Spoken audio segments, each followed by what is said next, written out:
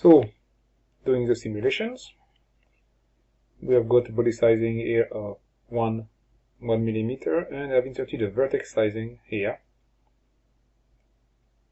at the vertex that we created in Modeler, and relatively moderate improvement with a small circumference, 2 millimeter, and element size of slightly less than in the rest of the body, and that costs me, oops, mesh, that cost me already quite dear, almost at the limit.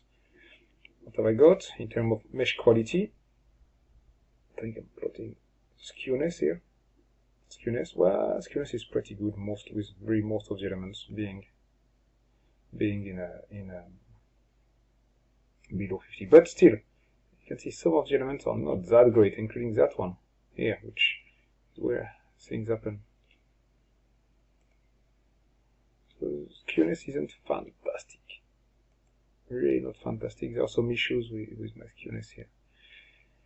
Can I do a better job? Well, I need to buy some elements from somewhere, so I will need to reduce the body sizing, for instance. Let's go to 2 millimeter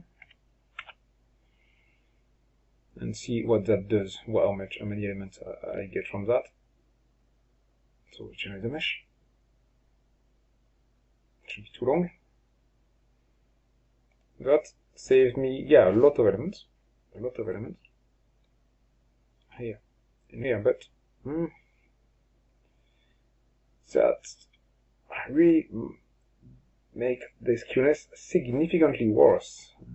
It's quite a big price to pay, and especially around here. I don't really care. There are some nasty things still very skewed around here. Now I paid that money to improve my my accuracy here. So if I go to half there, 3, let's generate.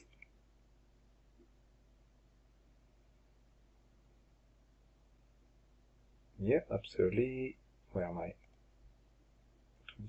21,000. So it's still, I'm getting some really quite horrible elements, I have to admit. Multi-zone is really not doing a fabulous job here, with some quite nasty skewness. So I'm actually might be better off after all that with a different method and remove the multi-zone, because it's doing some things that I don't want.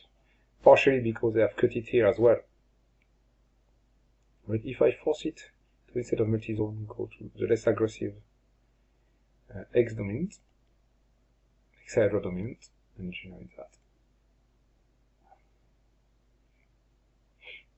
Still shouldn't take too long. So what mesh, what have I got? Well, I've got what I think is a possibly better behaved mesh. Now still nasty, quite a lot of elements are skewed. That could be because I'm still around 2 here, and I have I have freed a lot of things.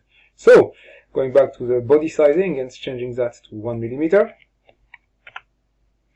regenerating,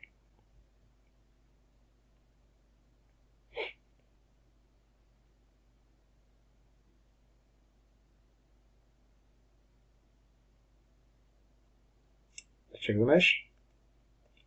That change of body sizing has had a massive influence on the skewness.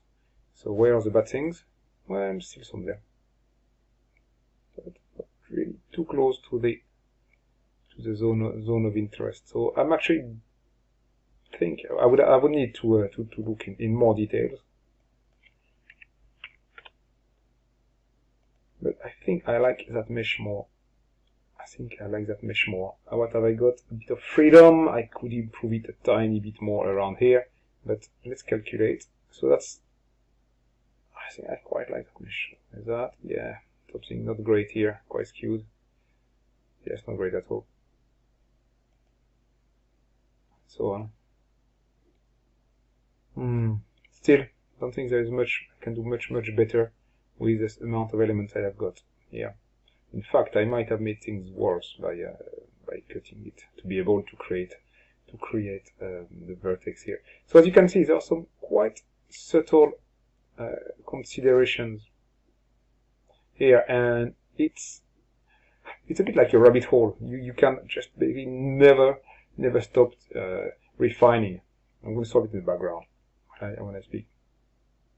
So it just you can waste actually a huge amount of time trying to make something that anyway is approximate. You're never going to get it perfect. And if we check values, what have I got here? 337. I had what? 326 beforehand. I think I can improve it even more, even within the constraint of the number of nodes. But by what? It's moving by 10, maximum 10 more, possibly out of a megapascal. And what's that? It's less than 1%. So that really reinforces the point that the values that you get are approximate values, plus minus 1, 2, 3, 4, 5%, and be very well aware of that. Now, of course, you really want to make sure that you are not plotting a stress singularity, because then that value means absolutely nothing. But here, yeah, it's 325, 345, plus minus, yeah, plus, so in between 335 plus minus 10. That's incredibly accurate, actually. Plus minus 10 is plus 0.3% of my value. So that's good enough. That's definitely good enough.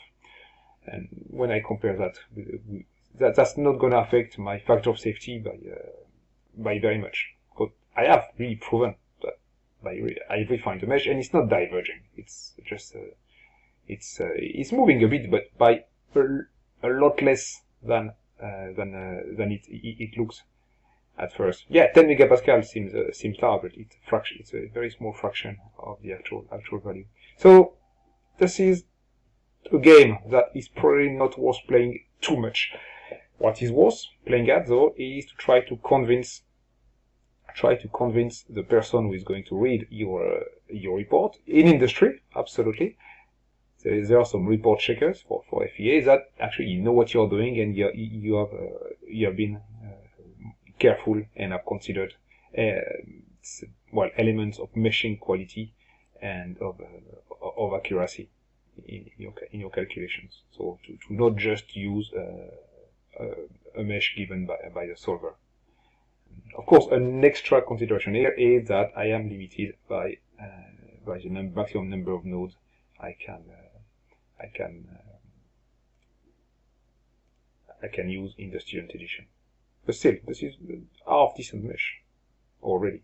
I would like to have more accuracy here, but otherwise, I think that's good enough by that stage. Okay, I'm starting to run on.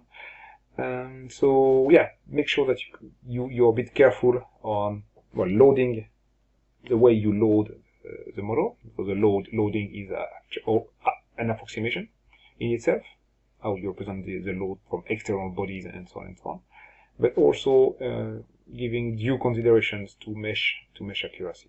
Again, without being completely crazy and wasting a huge amount of time. As I said, it never stops. It never stops. If you want to go crazy on it. So good is good enough. Okay, thank you very much. And as usual, any queries, please use the forum. Thank you.